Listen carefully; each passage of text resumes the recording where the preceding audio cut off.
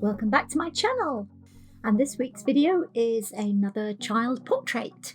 So this is the source photo of the portrait that I'm going to be doing. I'm going to be doing it in pencil again. You'll need some paper, and I've used copy paper, and also some pencils, and I've used an HB, a B and a 2B pencils.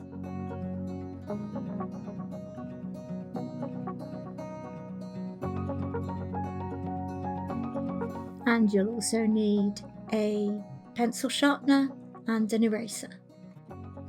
And I'm demonstrating here once again the grid system for drawing. So you'll need a piece of acetate and a piece of paper, both with 1 inch or 2 centimetre squares drawn up on them.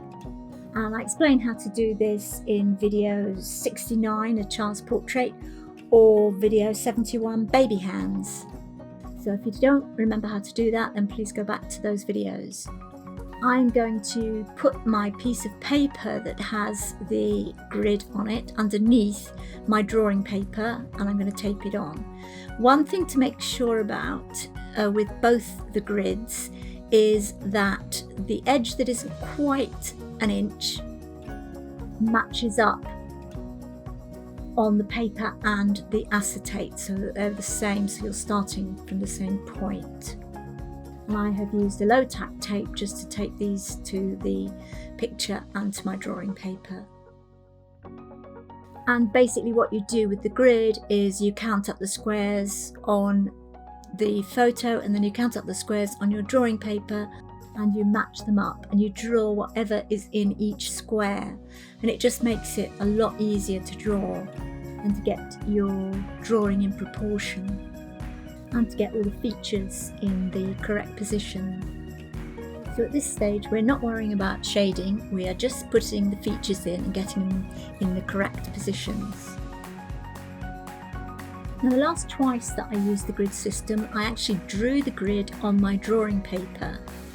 This time I have used a piece of paper with the grid drawn on with a Sharpie so that it shows up underneath my drawing paper. You can do this if your drawing paper is quite thin and has some transparency to it.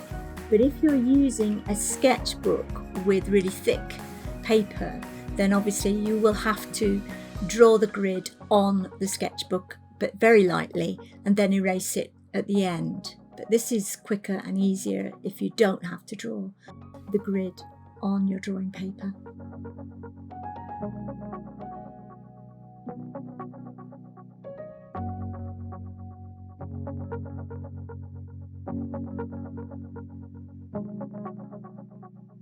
So just get the basics of everything in your drawing.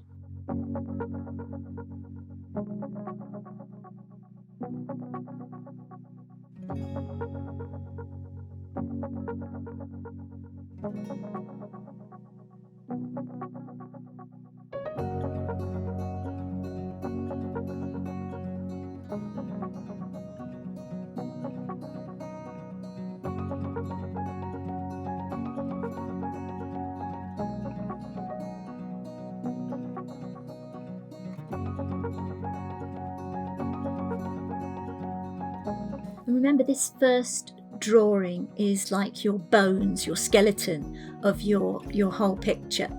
And if you get this right, then the shading doesn't matter quite as much. This is the bit that really matters.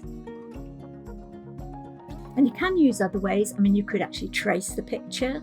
You could put the photo underneath your drawing paper and use a light box, which is just a very bright box that has a light in it. Or you could even do it on a window, tape your photograph to the window and put your paper over the top and trace over the top that way.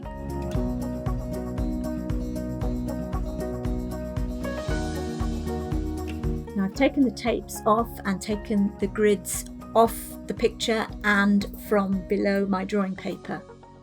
And now I'm going to refine the drawing more, and I'm going to starting off with the hair.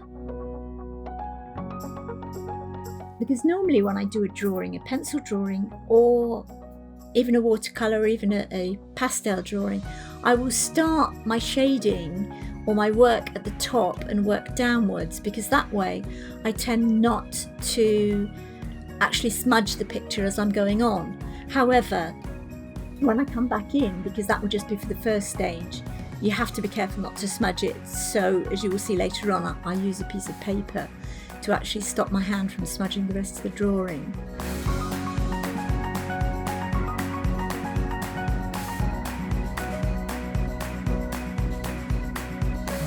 Coming in and refining the eyes, shading those in. Always my favourite bit. But when you're doing the eyes, you should really work on one and then go over and work on the other, so that you have them both at the same stage. Don't completely finish one eye and then go away and do something else and then come back and try to do the second eye, because you will find that you've forgotten the process that you did for the first eye. So it's always better to work the two together.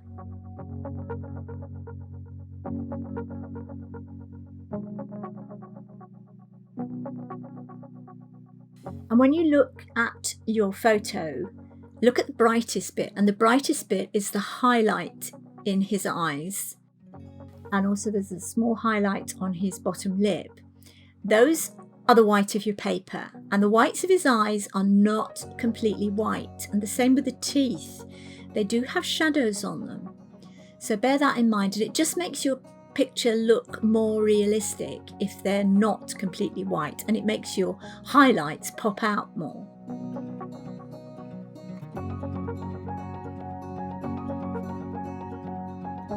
Now coming in and doing the mouth.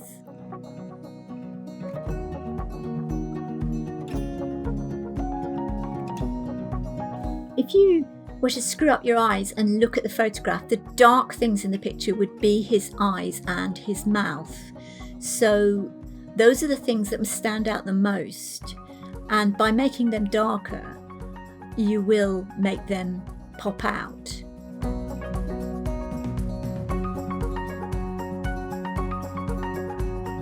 Shading in the chin here. And if you look, there is a shadow from his chin on his neck, and that always helps just to give you some 3 dimensions to the neck.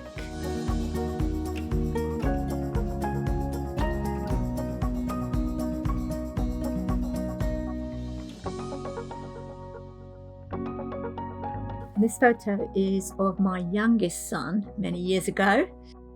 And it's when we were living in America, so he's wearing his little baseball suit.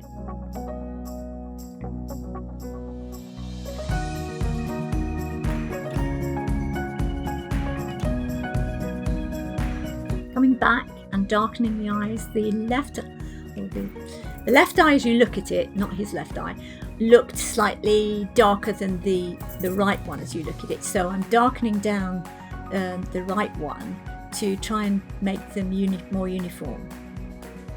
I'm coming in and just refining his eyebrows a little bit more.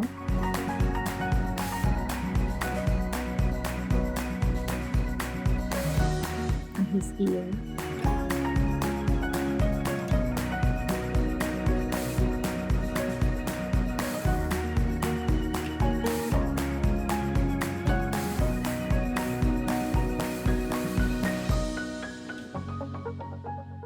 I tend to not normally really like drawing full face on portraits, but I thought a lot of you will want to do smiling full face on portraits, so I thought I would have a go just to show you. But I do prefer 3/4 pose portraits, so that then the sitter is not looking directly at you.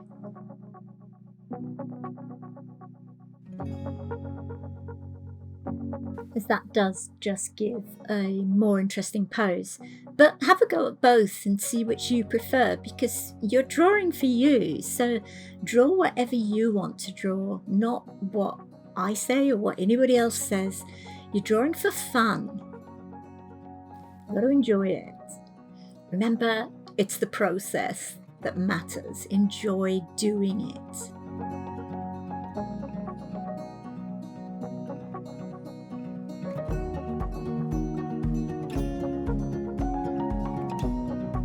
So here I am using a piece of paper to shield my drawing from smudging. And I was saying that next week I would do a watercolour, but in fact next week I found another picture that I really want to do, which is of my middle son and this son here, the youngest, when he was born, and so the middle son is holding the baby. So I thought that might be quite an interesting one to do. So I'm going to do that one next week. But before that, on Wednesday, I'm going to publish my 9-month portrait of my baby grandson, and that will be a watercolour sketch again.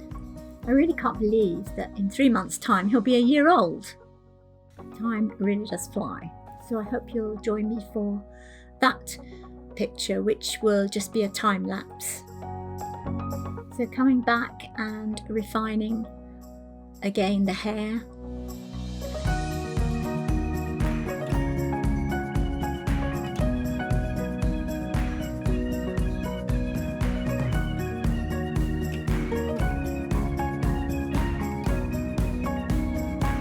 And starting to do the clothing, their kind of first coat of pencil. Putting in some of those stripes.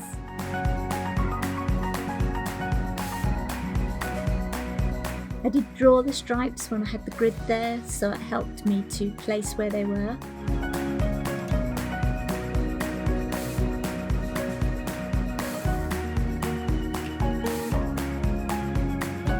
Now I'm going to take out some highlights with my electric eraser, particularly around the chin. If you look carefully, you can see a dark line around where the chin kind of meets the neck, and then immediately above that there's a very pale line, and then it's a dark shadow again. It all just helps to give it that three-dimensional look. And it's all about seeing, because you may not have noticed that light line that always seems to be there.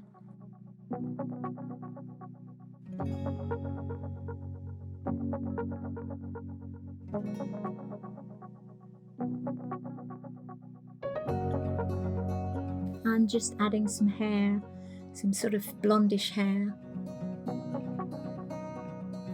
And then finally coming in and just doing the little logo on his pocket.